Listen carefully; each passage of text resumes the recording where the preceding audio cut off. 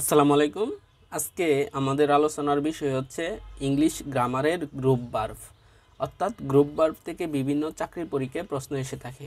একটি প্রশ্ন কমন পাবেন শিওর, যেমন গেট ইন শব্দের অর্থ হচ্ছে উপস্থিত হওয়া, গেট অফ শব্দের অর্থ হচ্ছে যাত্রা করা, গেট আফটার অর্থ অনুসরণ করা, গেট অন চলা, গেট আউট বের হওয়া। আমরা অনেক সময় বলি যে গেট আউট বের হওয়া, অর্থাৎ রুম থেকে বের হয়ে চলে যাও, get out from the room.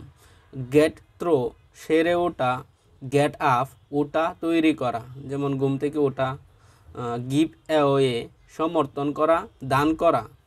Give into মেনে নেওয়া, গিভ ইন মেনে নেওয়া। গিভ অফ দেওয়া, গিভ ওভার টু হস্তান্তর করা। গিভ আপ ত্যাগ করা, ছেড়ে দেওয়া। ওই গ্রুপ ভার্বটা অনেক পরীক্ষায় আসে। গো অ্যাবাউট ঘুরে বেড়ানো, বিস্তার লাভ করা। গো আফটার অনুসরণ করা। এই ছিল আমাদের গুরুত্বপূর্ণ গ্রুপ ভার্ব।